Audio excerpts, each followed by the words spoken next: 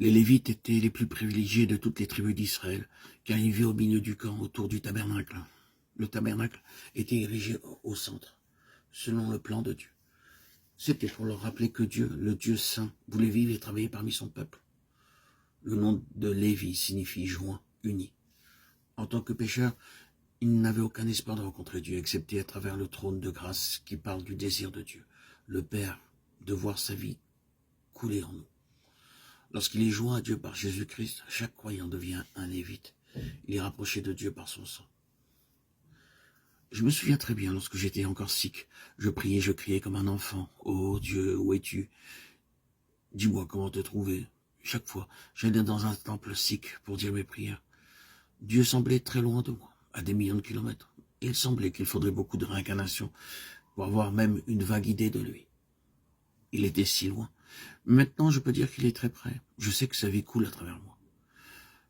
C'était le privilège du Lévite. Il vivait tellement près du tabernacle qu'il pouvait voir la nuée de Dieu posée sur lui.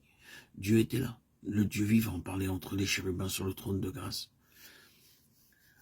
Vous pouvez voir qu'après qu'il a été ordonné aux Lévites de camper autour du tabernacle, le plan céleste pour le campement a été aussi donné aux 11 autres tribus. 3 tribus devaient camper du côté est, 3 autres au sud, 3 à l'est et 3 au nord. Lorsqu'ils marchaient, ils devaient observer l'ordre de Dieu. L'arche était au milieu, sur les épaules des Lévites et non pas sur un char à bœuf.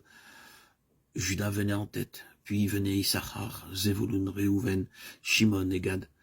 Les Lévites au centre et Éphraïm juste derrière, suivis par Manaché, Benjamin, Dan, Asher et en dernier Naphtali.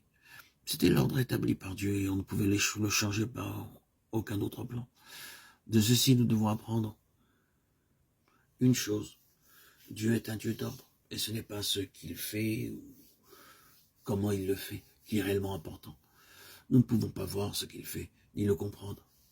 Mais il travaille selon un plan. Et notre sécurité et notre croissance dépendent de la manière dont nous suivons l'ordre divin. Nous ne pouvons pas le changer. Dieu a un plan pour chaque croyant. Aux yeux du monde, je suis un insensé méprisé par mes compagnons. Mais à cause du sang précieux de Christ appliqué sur ma conscience, je suis devenu précieux pour Dieu. Alléluia. Je peux être balayeur, casser des cailloux ou être coulis. Mais pour lui, je suis très précieux. Et mon ministère est aussi précieux qu'aucun autre. Je dois prendre ma place selon l'ordre divin. Personne ne peut dire « va ici ou va là ». Les autres n'ont pas la charge de faire les choix pour moi. Ce plan a été fait pour moi par Dieu et je dois me tenir où il m'a placé. Je connais mon appel. Je connais ma place et ma position dans le plan céleste de Dieu. Avez-vous trouvé votre place dans le plan de Dieu? Pouvez-vous dire sincèrement et joyeusement « je connais mon ministère ».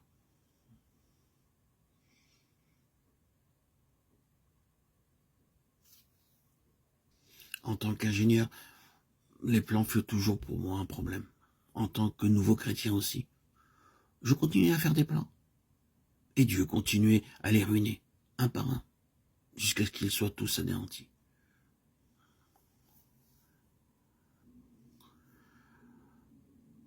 Lorsque nous disons oui au Seigneur, c'est son travail de nous préparer, de nous équiper et de nous faire avancer. Laissons-nous guider par lui.